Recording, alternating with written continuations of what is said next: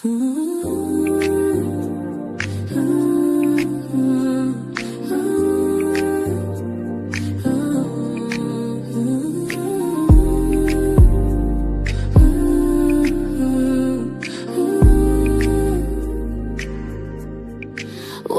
to the Vera Thomas Show, where testimony, reality and truth meet you at the front door. Perspective to propose. Politics, religion, we talk about the real world we live in. Let's talk about it. Let's talk about it on the Vera Thomas Show. From purpose, uplift, encourage, inspire, motivate, and let's talk about it on the Vera Thomas Show. The Vera Thomas Show.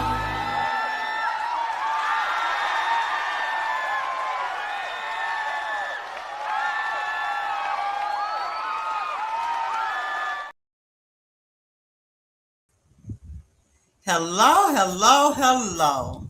I am so excited today because I have with us Thomas E. West of Canton, Ohio, running for state senator. Hello, Thomas. How are you? Well, I'm blessed, Vera. Thank you so much for having me on your show. Well, I am just honored that you are on my show. And right now, before we get into our conversation, let me just share with our audience a little bit more about Thomas West. Thomas E. West, MSW, is a longtime public servant, community advocate, and former Ohio State representative. And he served the 49th District from 2016 to 2022. During his tenure in the Ohio House, West was appointed Assistant Minority Leader and served as President of the Ohio Legislative Black Caucus in 2021. West served on key legislative committees, including finance, health, criminal justice, age and long-term care, rules and reference, and the Finance Subcommittee on Health and Human Services, where he was the ranking member. He sponsored and supported more than 50 pieces of legislation focused on expanding healthcare access, strengthening public safety, protecting consumers and workers, supporting small businesses, and advancing criminal justice reform. Wow. As a strong advocate for economic development, West worked to secure funding and resources for small businesses, including helping the Stark County Minority Business Association. He served as president and CEO of the Greater Stark County Urban League, leading workforce development, housing stability, youth engagement, re-entry services, and community health initiatives across Northeast Ohio. He is also a small business owner with experience in real estate investing and property management. He holds a Master's of Social Work degree and has spent over 2 decades working in social service, nonprofit leadership, and community advocacy. And I could go on and on and on. Now, I will say that he is known for his hands-on leadership style, bipartisan approach, and commitment to ensuring opportunity reaches every neighborhood. He is a lifelong Stark County resident, and I am honored to have you here with me tonight. So we're going to start. Well, you know what? First of all, I gotta have you introduce me everywhere I go. By the way, that sounded very good. We can record it. There you go.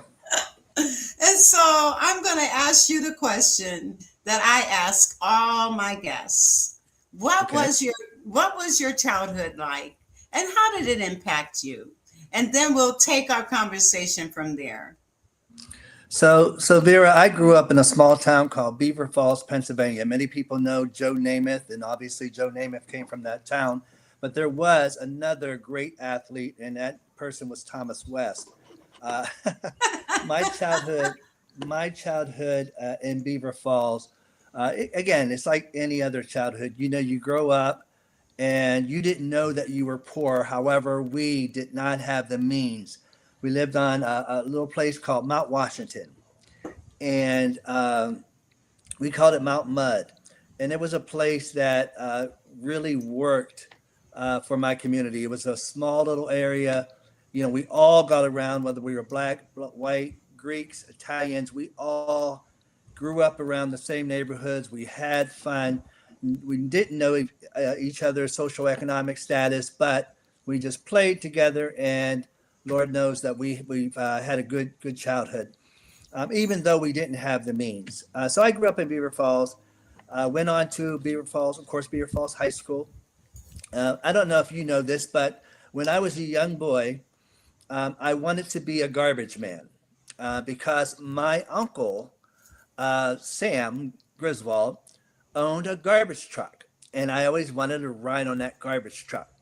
So when I became 15-ish, I wanted to work with him, and my cousin was a little bit bigger and stronger than I was, so they wanted him. However, I wanted to work on his garbage truck.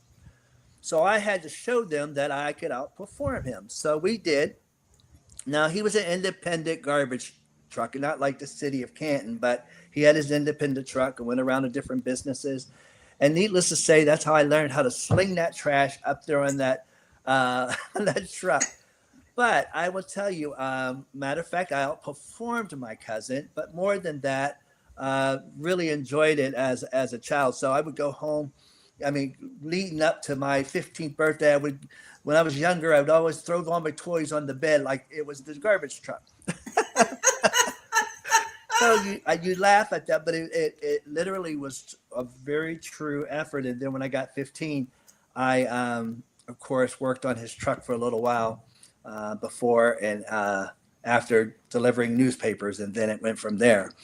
But that was my little childhood. I mean, of course, I grew up with fantastic parents. My mother worked her bones off, and my uncles and aunts. Matter of fact, we were one of those families where we had cookouts in the backyard, where we sang together, where we prayed together, where we went to church together, and we really had a good time as a family.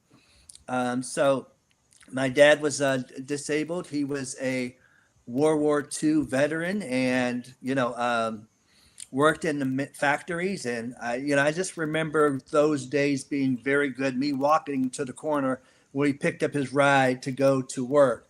Those were good days, and we miss those days, right? Yes, we do.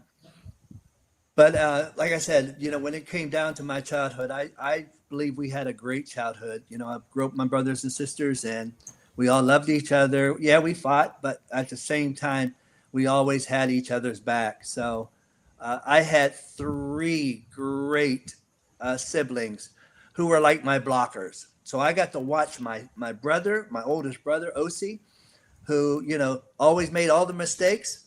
So I can say, I'm not doing that. I'm going this way. And my sister Ann and my other sister Alberta, I was able to watch them. And then I was a baby, so therefore I knew what direction not to do. And so therefore I had three great linebackers, or defensive line, if you will. And I gather you were like the run of the family, the small one. Well, I would tell you, as a kid, I was one of those kids who kind of grew up slow. And I was slow in doing a lot of things. So I didn't have a lot of girlfriends and things like that. I was, just watching and learn. I always wanted to make money. Okay. And my aunt used to say I could sell a bald-headed man a toothless comb, right? Well, I'm bald. Haven't sold myself that toothless comb yet, but I will tell you, when I was younger, I wanted to be a businessman, and therefore that kind of shaped my path. So I went into junior achievement and learned all of those things about how to do marketing and how to set up a business as a child.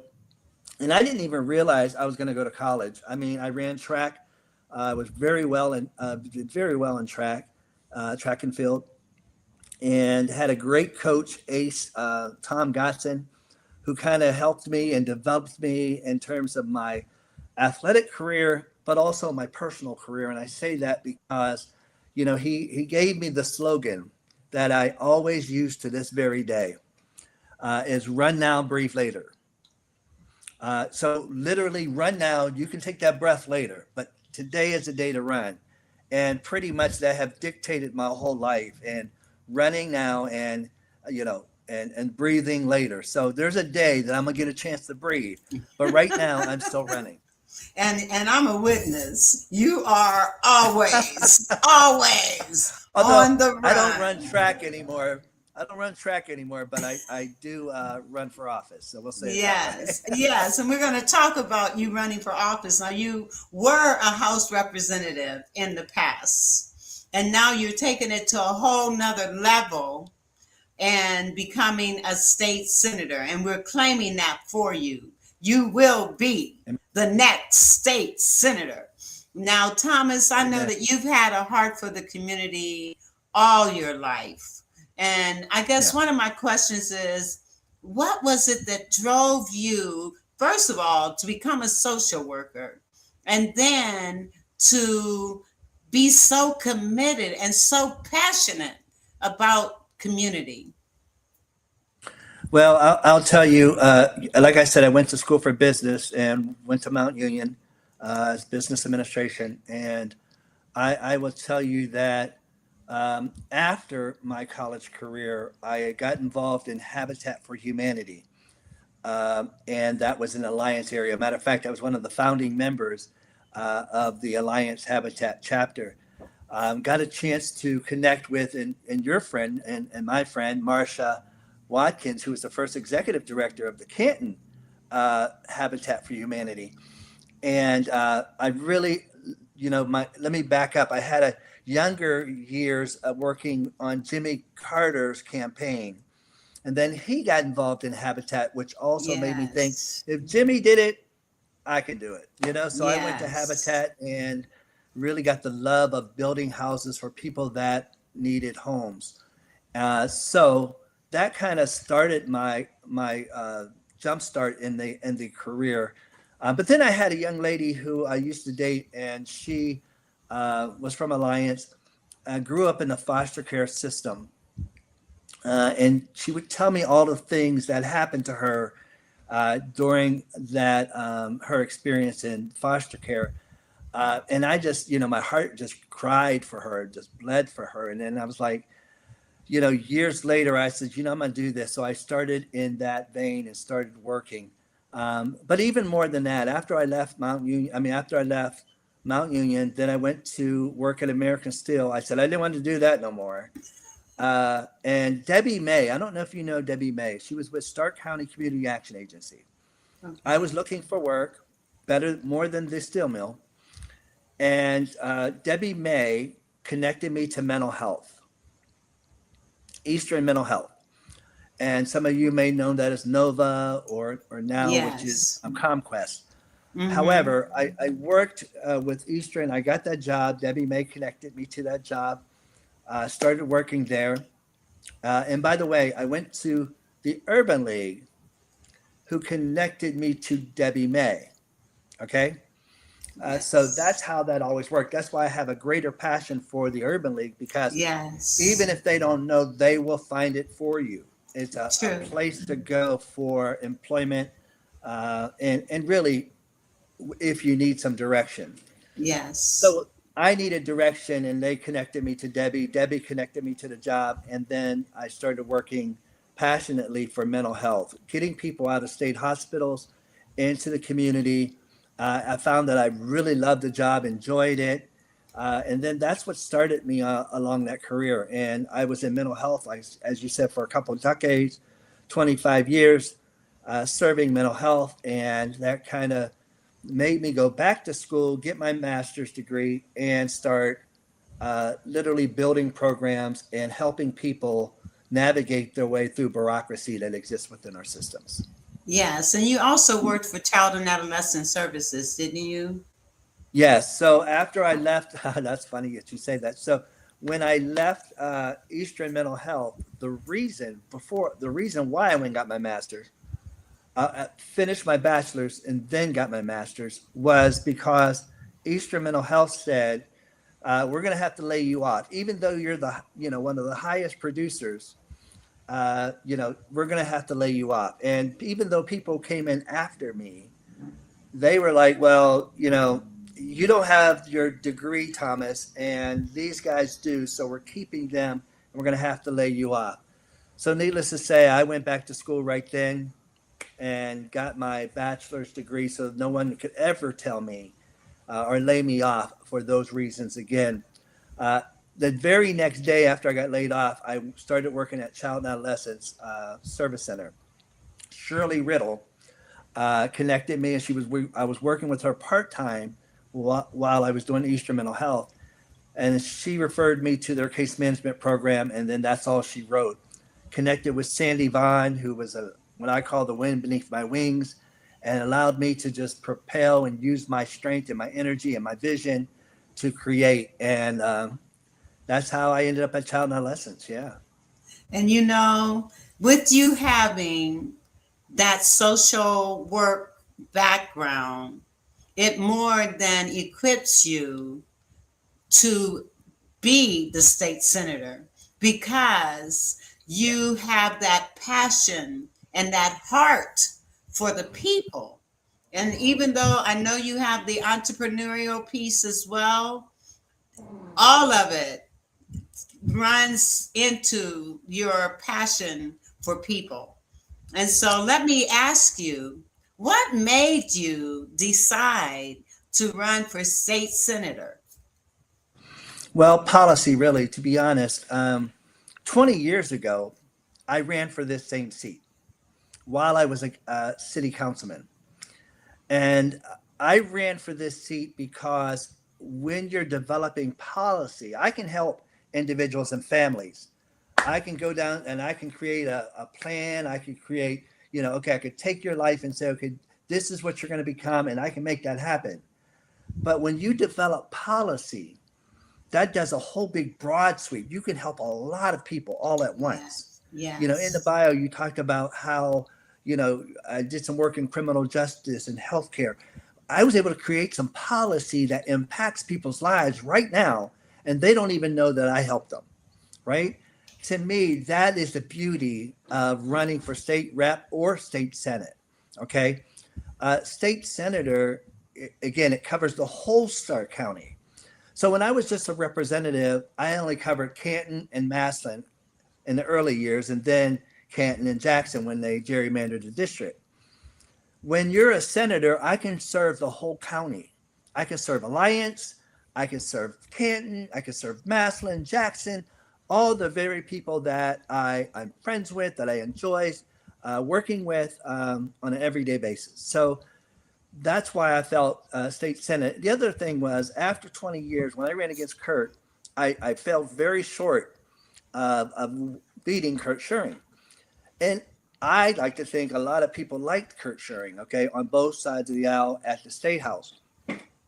So in my head was like, okay, I will never run against Kurt again. That's why it took 20 years.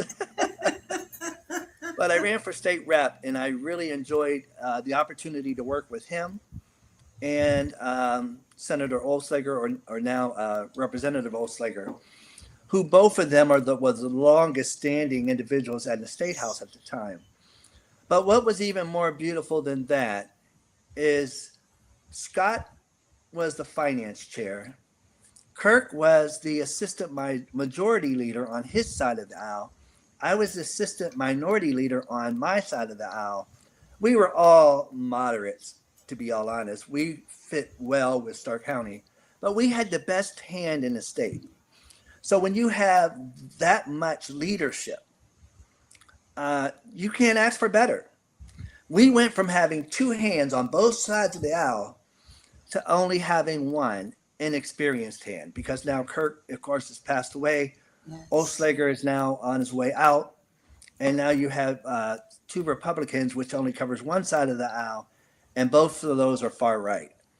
That's why it's so crucial for me to step up now. I had a great job at the Urban League, enjoyed working in the same areas: health, housing, education, social justice, right? Those are the same things that I'm fighting for now. Voting rights, right? Those are the same thing that I'm fighting for now, going for state senate. I never stopped serving when I stepped down from the representative seat. People call me to this very day from the state, and they call me from all around the county asking me for advice, direction, and why not serve the seat versus just on the sideline. Amen. And we need you in the state house. We need you there. I take that. And the thing is, there are so many issues that you are already familiar with that is impacting. But before we even talk about those issues, let's talk about the state condition of Ohio. And right now, when you were a representative, there was that cohesion, even whether you were a Republican or a Democrat, you worked together and made a difference. And now there's such schism in what's happening in politics, and you've got things that are happening that's just what feels to me like straight evil. And so tell me, give me your view of what is the condition of the state of Ohio right now, and how will you, being a state senator, make a difference in that vein? Well, let me say this first and foremost. Ohio, I don't need to tell people where we're at in terms of our social conditions or societal conditions or societal ills, if you will. We're at the bottom of a lot of those economic indicators. Okay.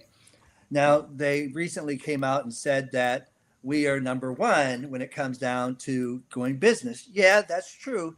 If we are a great attraction for businesses because we're giving them away. We're giving away everything. Mm-hmm. We're rolling out the red carpets to every large corporation that comes from anywhere and promises that they're going to give us 50 jobs. Well, you know what? I can tell you what, there's a lot of restaurants that got 50 employees. Okay. The reality is, at the end of the day, and they ain't getting nothing. Right. We've given away the kitchen sink to everybody outside for us hurting our people. So we're asking every individual, every small business to shoulder the brunt of what we're giving away. Let me give you an example, like the data centers. We're giving them a 40-year tax abatement. 40 year tax abatement, property tax abatement at 75%. So they don't have to pay but 25% of property tax. Why would we do such a thing, right? Right. Especially when all of these businesses, I don't care, go around town, go downtown, go to Alliance downtown, go to Masson, go to these downtowns, and you'll see all of these small businesses are going out of business. Even in Jackson, you're starting to see businesses leaving the area because they can't stomach. They need to break. It's time that we start investing in the people that live in Ohio, the people that are starting their small businesses. Let's develop them into small businesses to big businesses, like they did Timken years ago. They got abatements, they got breaks. Now, I started several businesses, and I know how hard it is, okay? And I have the lived experience and the stripes on the back that show it, okay? And did I do it perfect? No. That's why we invested in small minority business to help people grow, help people with the supports they need to be able to grow. It's the same thing that's happening. So our condition right now is we've done everything to turn our backs on the citizens and give to others. And that's part of where we're at. I like to think that we're going in the wrong direction, and I'm telling people to go west. We've been going in the wrong direction for a long time. Yes. Okay, a long time. I don't need to make it up. 20 years ago, when I ran for state senate, They had a condition that where schools were unfunded, were not funded adequately, and it was unconstitutional. Well, when I was a state rep, I supported and I listened to every testimony that came before the finance committee about how we fund these schools. And we were able to pass the Cup Patterson school that made our school formula fitting for the state of Ohio. And what the Republicans do after I leave, they dismantle it. They have now created the worst budget in our history. Okay, 2025 budget really was terrible. Terrible. And in my head, it did not do enough for Ohioans. We need to start calling people out. Matter of fact, I'll even say the Oslager didn't even vote for that one. Now, let me just give you some context. This ain't a Democrat Republican thing. Everybody wants to vote for the budget. Why? Because it brings money to the district. Yes. Everybody. So when people are voting against the budget, that tells you they put some stuff in there that is going to hurt Ohioans. So where are we at, you ask me? We are still at the bottom tier because we still keep drinking the same Kool-Aid as what Washington is saying. Ohio used to be the heart of it all, Vera. I know. I know. We are suffering a heart attack, a political heart attack from the legislators that are there. And it's time to get rid of them and get some people that really care about our systems and know the condition that people are in. Whether you are a small a family receiving SNAP or Medicaid, or whether you are a small business owner that occupies a small business and you get up every day and you want to be read and you want to work and you're trying your best to keep your doors open, or whether you're that big giant and you want to make certain that your business is scalable and going up to that next level. I work on all of those levels. I'm on the Chamber of Commerce. I've worked in unions. I've been a social worker. I understand the plight. I know this community. That's why you need an advocate that can speak to all the issues that is going on in our district. And one of those issues is housing. Oh, yes. Housing is a major issue. And I know you being in property management and rentals and sales and what have you, speak to that. Speak to that. Well, you know, my housing track and my love for housing started years ago when I was in mental health, but it's just like people. These houses that are abandoned, abused, you know, I get to go in and pound some nails, slip some drywall in and make the thing better than what it was, right? And then give it to have a rent for somebody to rent for me, if you will. And then it goes back into the kitty to do some more, right? That's how my development happens. But in the state of Ohio, property tax right now is a big issue. Property tax in our community has shot up to where, you know I just dropped off a $13,000 check, you know, for property tax. Do I afford that? Heck no. Is my house worth that? Heck no. Okay. But somebody decided that my property values went up. So I bought a house for $10,000. Let's just use that as a number. And now it's $50,000. And I didn't do anything to it outside of some painting and drywall and what? There's no way it increased to that amount. But now I'm paying taxes on $50,000, even though I'm not getting that kind of income from that property. Does that make sense? That's what doesn't make sense all across the state of Ohio. So I'll give you another example. My daughter just bought a house on 15th and Fulton. A house a year ago would have been about $60,000 to $80,000. She paid $220,000 here in the city of Canton for that home. I call it lipstick on a pig. It's a beautiful home, okay, but it should not be valued at that much. And believe it or not, people are paying it because they want a home. And in my head, that's what's going on all across the state of Ohio. Is property taxes shot up to where people can't even afford to live in their own home. They're losing it to foreclosure. They can't pay the property tax. Their property tax is more than their mortgage, and that's an issue. Okay, so people want to know why rent is so high, because now everybody is taxing and feeing and fining you to death, to where you have to put that cost onto the renter. And property tax is also one of those. Does that make sense? Do you get Yes. where I'm going with this? Yes. And that's why housing is so crucial. So when I become state senator, I plan on making sure that we reevaluate the property taxes, and not just in theory. You need to eyeball that property and make certain that that property is valued at correctly. And if it's not, and if anybody wants this should not be on the homeowner to come in and fill out some paperwork and challenge you. No, you didn't ask me to come in when you raised it. You need to reassess that property for its true value and charge me accordingly. Now, some people will say, I want my value to be high because I want to sell my house for a larger dollar. Okay, fine. The clause is if you want that. Okay? If you don't want them to reassess it, fine, you don't have to.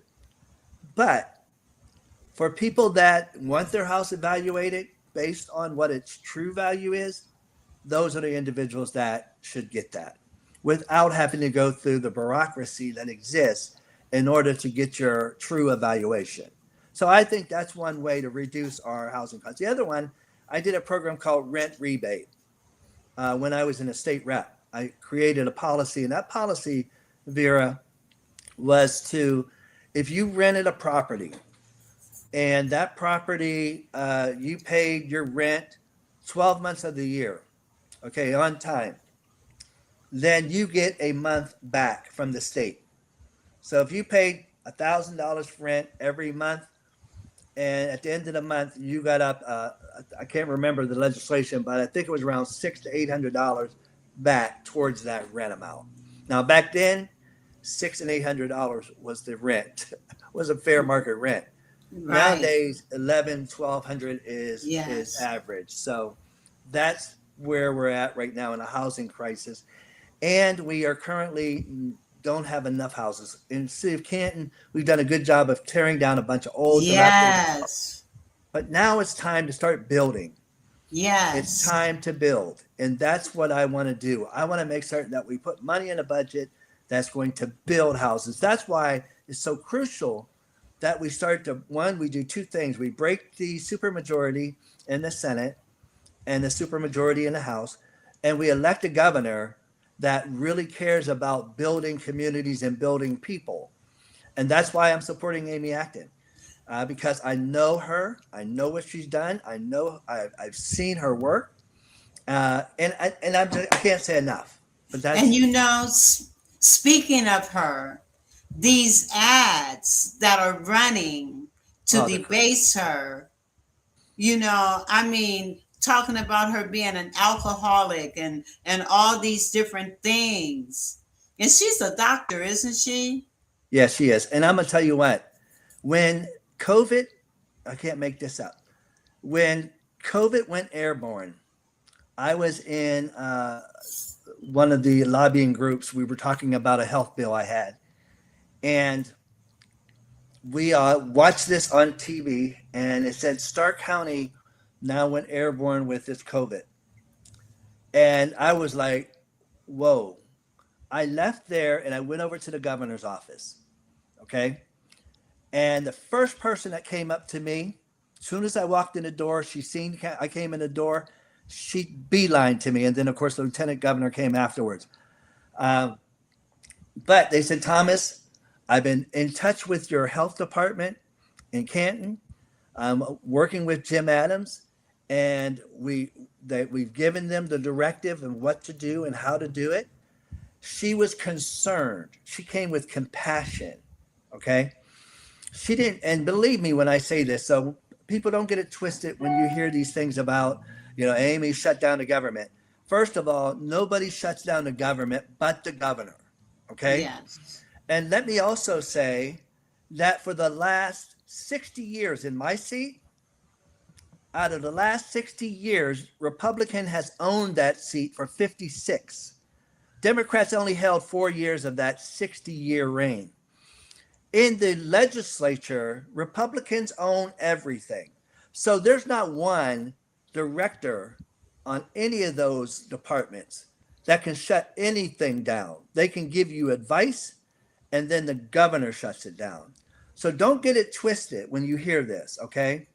It's all propaganda about how they want to keep control of the House. Yes. Now, a lot of people have sat on the sideline, okay, for a lot of various reasons. It's not the time to sit on the sideline. No. They're trying to stop. There's a reason why they try to stop you from voting. Okay? Yes. Young people, there's a Yes. reason why they don't want you to vote. That reason is they want to keep power and control over you. Yes. That's why it's so crucial for you to vote.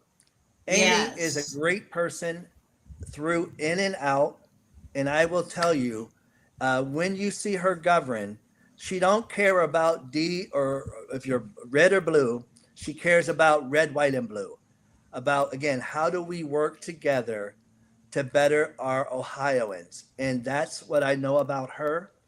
And if there's going to be somebody at the helm, whether it's Vivek or whatever his name is, Vaswamy or whatever his name is, or Amy, I'm going to take Amy 10 times. Okay. Yes. Now you mentioned back during COVID, she was a part of our state government at that time. See, if you remember, she worked for Governor DeWine. Well, I As wasn't her- here. I wasn't Okay. here. Amy worked, she was the health commissioner of the state of Ohio. Okay. So when it came down to navigating us through this bureaucracy, she dealt with science. She didn't deal with, all these fantasy lands. She dealt with, again, facts and science. Now, nobody knew what was going on. I didn't even know what was going on. I was concerned because I had loved ones. I had people calling my office that they couldn't see their loved one in the nursing home and they were going to die. But if you remember, I had lost a cousin and many of us lost family members, okay, for no apparent reason, for what we thought was just a cold. Right. No, this was COVID and it was something that nobody knew before. So when people start to point their fingers at, she shouldn't have done this, don't be no backseat driver, okay? When you're in the helm and when you're driving, I want to make certain that I'm with some people that are doing facts, not fantasy. Absolutely. And what they're giving us their best advice. So as a legislator, no legislator up there knew what was going on and how to handle it. No governor, no council member, no commissioner. All they knew was people were dying around them, okay? And that is what the governor had to go on, and I give him credit because he was on every day helping people through this, along with Dr. Acton. And she was my shero, okay, during this time. And he was my hero during this time because both of them acted responsibly because I am not a scientist. I'm not a health guru. I'm not a doctor, but I am a legislator who people were calling me and I needed to tell them something. Yes. And that's what she gave me to give them. So I'm thankful for their leadership during that time. And nobody doing fantasies telling me to drink some Clorox bleach. Right. Exactly. Or some BS. Right. This is not the time for politics when No. you're dealing with people's lives and their families' lives. And that's why it's so crucial that we have legislators that understand people. Yes. Not just business, but people. Yes. Because every day, right now, when you see, I get calls now about all these people that are losing their housing because they can't afford their rent, right? I get calls and I'm vetting people, okay? And it's hard because there's no assistance. State House, where is the assistance? Let me give you an example. I can tell you where the assistance is. Our county sent back money to the state. Our county commissioner sent millions of dollars back to the state that went towards rent assistance. Why did they do that? And they didn't put more money into rent assistance. So if you call Catholic Charities, you call Salvation Army, you call Stark County Community Action Agency, all of those places used to have resources to help people and navigate through this housing crisis. People, we are in a housing crisis. Yeah, we are. And there's not enough money out there right now to help the people that are in need. You got to start calling up the state legislators. Don't call me. Call her. Call all the Grind 49. Call the Grind 29. Call all of your legislators who are in office and ask them, what are you going to do because your house, you got evicted? Ask them what you should do. Because they are your legislators. And ask them, when they passed that budget, did they care that you didn't have a house? Did they care that you can't afford a house? Did they care that property taxes went up?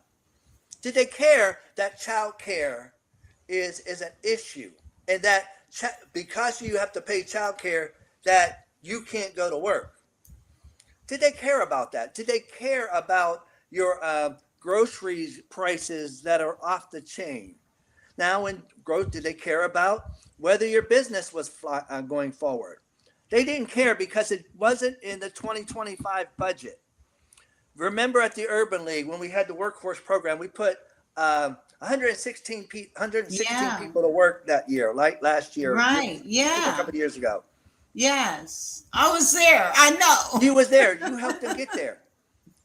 Did they care that they cut the funding that helped people get work? No, they didn't care. No. They didn't put it in the budget. They didn't care. They didn't care. They didn't care. What they cared about was giving money to their friends. Right, okay? And lining their pockets. Lining their pockets. Now, I will tell you, recently there was a capital budget that was put forth, and people, they were touting that we brought X amount of money home. Well, let me tell you what. That money was coming home if Pee Wee Herman sat in that seat.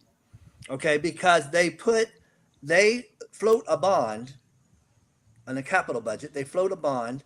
That means they borrowed money to give capital money for projects. Now, why would they do that? I believe in capital projects. I believe in helping with all of these infrastructure issues that keep our societal going. But wait a minute, we had a major surplus at the state. That's what they said.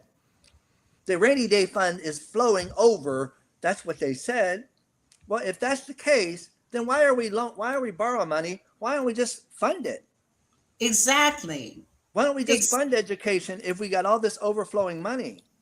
And wait a minute. They gave $1 billion to private schools.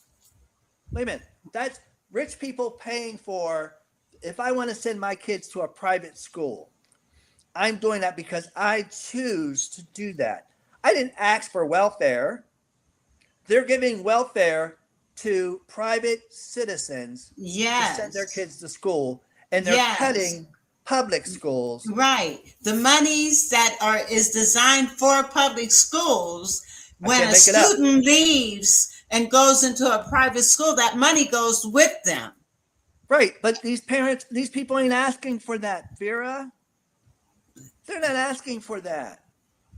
And it dismantles our schools. Yes. It dismantles our teachers. It gets everybody in a political whirlwind instead of them focusing on how do I educate this child who just, by the way, saw a shooting that happened in their neighborhood. Yes. This is what this is what teachers are dealing with. I fight hard for education because I believe in the teachers that believed in me. Okay. Yes. And believed in my children. And there are so many programs right now that are, how can I say it? They're just band-aiding the approach to get through. We got to stop that. We got to fund these schools. Now, only thing in our Constitution, can't make this up. I know Jane wants to put, or my opponent, excuse me, I didn't mean to call her by name.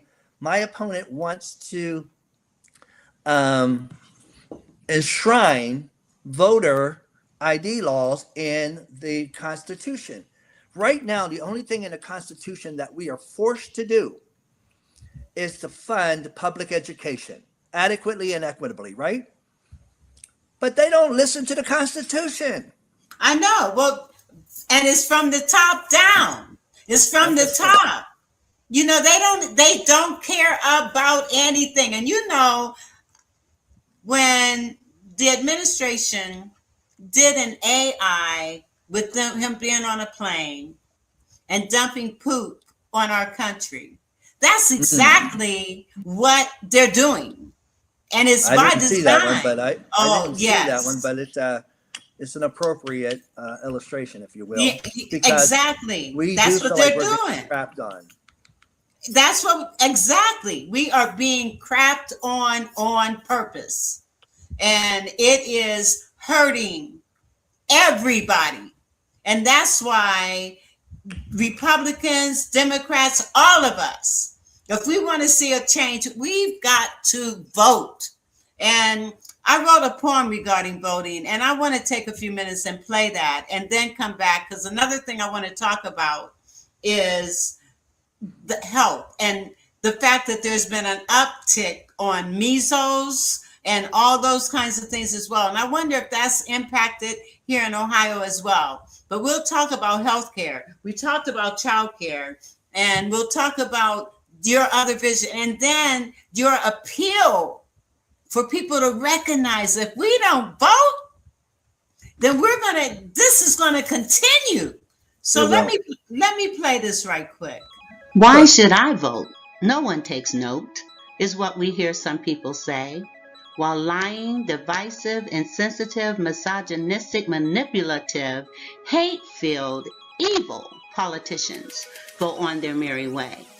They show they don't care. Behaviors we should not continue to accept, actions too shameful to bear. The slaughters, the bombs. This is our reality. This is not fake. How much more will we choose to take? Why should I vote? It won't change a thing. Change is what your vote must bring. Why should we vote? People died for the right. They fought by day and night. Death would not have been the case had it been for the right of a different race. If our vote did not matter, if right was not right, why was there such a fight to prevent it? Why was there such heartache, misery, and pain? Who is to benefit? Who is to gain? Let's be clear. Your vote is exactly what they fear. We can change the trajectory of what is happening today, getting the attitudes and behaviors we don't need or want out of office and out of the way of justice, liberty, and freedom for all. Without your vote, we are all about to fall.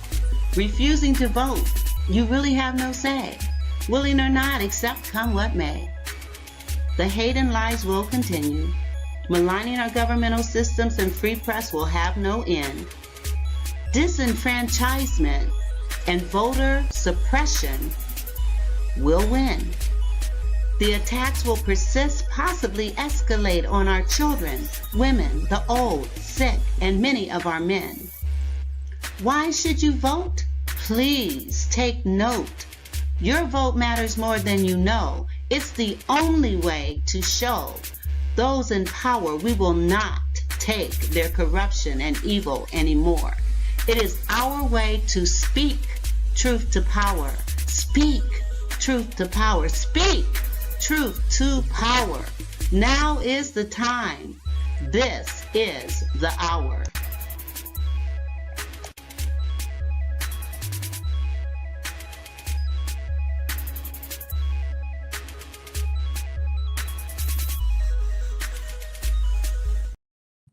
I like that, what? Vera. That was nice. Thank you. I wrote that in 2018. And all those things that I indicated, it's gotten worse. Just like it said, the attack on our policies, our government attack. I mean, Yeah. It has Yeah. gotten worse. The very Yeah. thing I warned against in 2018 has escalated here in 2026. Yes.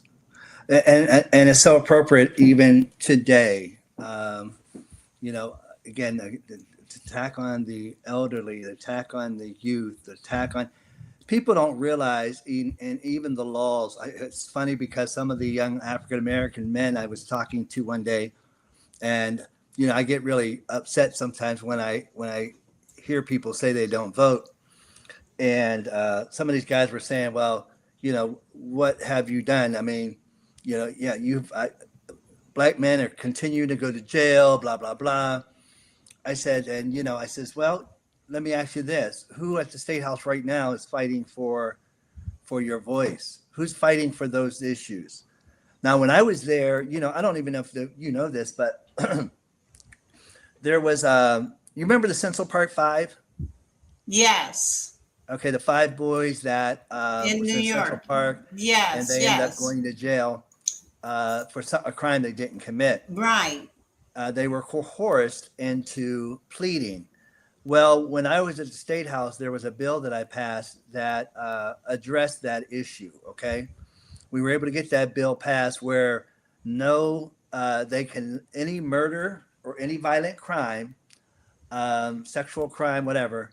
They police departments had to video from start to finish. They could not cohort, be in a room, interrogation room, and interrogate you, okay, without having it recorded, so that there wasn't coercion and things of that nature. So more people wouldn't be ended up in a situation like the Central Park Five boys. But we far too often see, not just here in Stark County, but throughout Ohio and throughout the nation, we've seen that. So we were able to get that bill passed. That was something that I sponsored. A lot of those young men wouldn't even know that that exists. Well, that was something that I was looking out for them, right? Because I Absolutely. know young African American boys get pulled over at alarming rates. That Alarming. shouldn't be okay. So No. we were fighting not just for that, but we were fighting for so that they did not get, uh, you know, obviously didn't get pulled over or profiled, if you will. So that Absolutely. was the case. So there was laws that we were fighting each and every day at the State House for people that didn't even know that these issues were there. But you had a voice there, even though you may not have known that. Okay.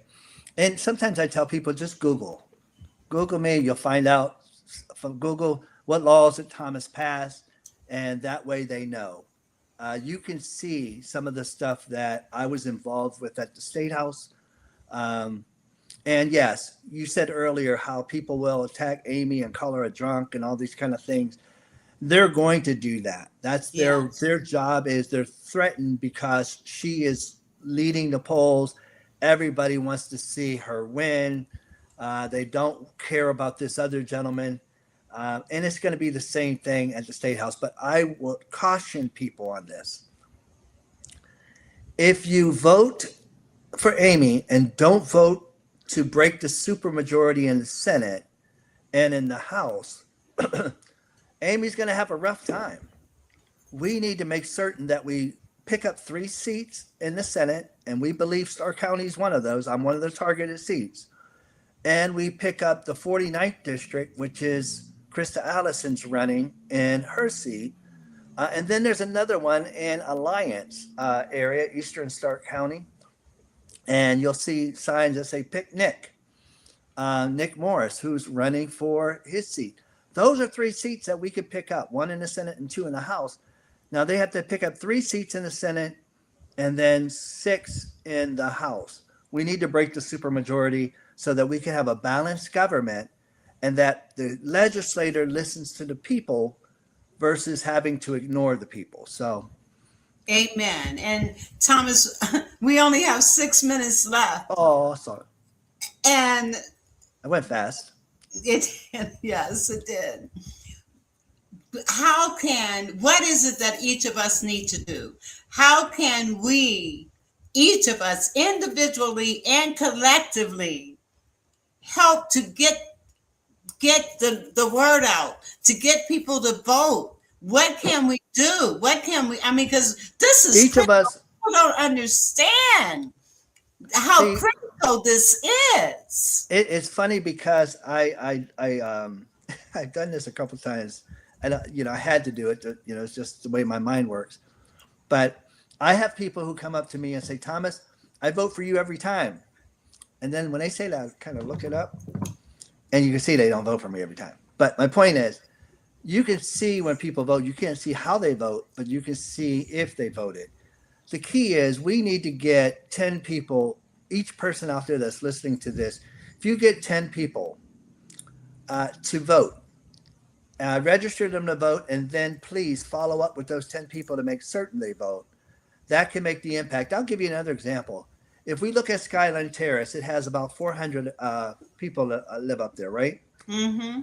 But on a midterm election, they only have like 10 to 15 people that come out to vote. If we just mobilize that one area, and they're the ones that's being affected the most by the budget that's been passed. 150,000 people lost their Medicaid. A lot of 103 people lost their 100,000 people lost their SNAP benefits, right? And that's here in Ohio. That's here in Ohio. If those people alone, they think that just affected those people, but no, it didn't. It affected those people that went to the hospital, now they ain't going to the hospital, so the hospital ain't making that money. So the SNAP people used to go to the grocery stores and things of that nature. Now that grocery store ain't making that money. So it affects a larger pool when they talk about cutting things like this, okay? It's not just the young mom that has 3 kids. It's them taking their kids to the healthcare or to the doctor. And guess what's going to happen? It's going to cost us more money. We did this script before because those people that didn't have health insurance now run to the emergency room. Right. And then that shoots up the cost of healthcare. That's why it's crucial for everyone to get out and vote. Vote these suckers that don't give a care about you. Vote them out. Immediately. And vote somebody in that cares about you, but also cares about how our system works. It's not all about just you. It's about these businesses. It's about our community. It's about the ecosystem and how that ecosystem works together, and all their needs are supported by a government, because that's our role, is to support our people, right? So that they elevate and they grow. And when that happens, we all win.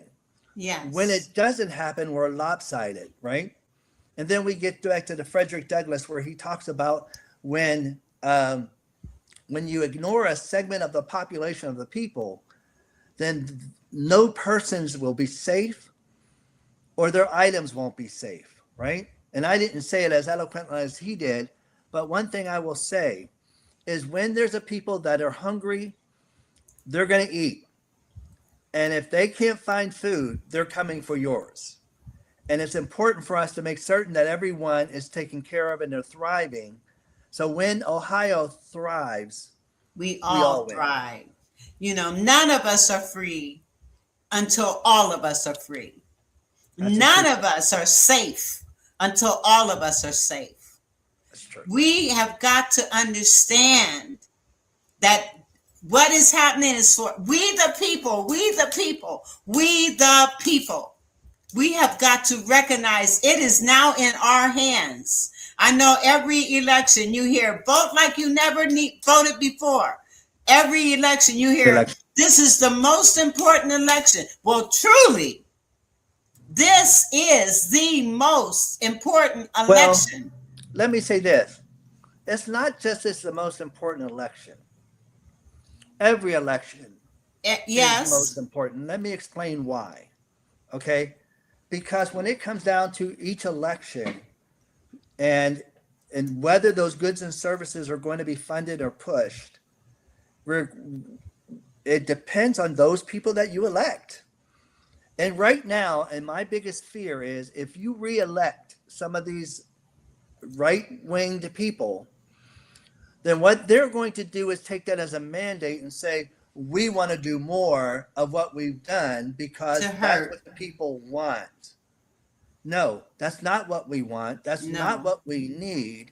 We need everybody to vote. And it is important for you, each of you, to get somebody and drag them to the polls. And I'm going to say this, early vote, because they're trying to take your vote away. They're going to try to Yes. mess with this election. Go vote early. It's a slam dunk versus a 3-point shot. Thank you, Vera. Okay. Now, one other question. When is the deadline to register? I want to say off the top of my head, I believe it's October 3rd. So it's usually 30 days before the election. So it's Okay. usually the first week of October. So, Thomas, anything that I can do to help support what you're doing, just let me know, because you getting in office is critical, absolutely critical. So, whatever I can do to help further your efforts, I want you to know that I'm here for you. And let me just say this, Vera, because there's some people out there like Thomas, you ran for mayor. We love you to be a mayor. Listen, this is a time and space where you need me at the state. I've been my social work roles. I know those departments. I know how the money works, and I know how to connect those dots. It's important for me to get there so that I can help you, okay, and help all of our systems across Stark County. I'm not running against Jane Timken. I'm not running against Donald Trump, okay? I'm running to help you. I'm running to help the families, okay? I can help all of the agencies out here better there than I can in those agencies or being in a seat, whether I'm at the Urban League, where I was making more than I would make at the state senate, or whether I was a mayor, okay? I am running for the state senate in this time and space, and I only have a few more good years to do this. That's why I'm running now, because I can Yes. make the difference for you and your family. Amen. Amen. And with that, I want to thank you for being here.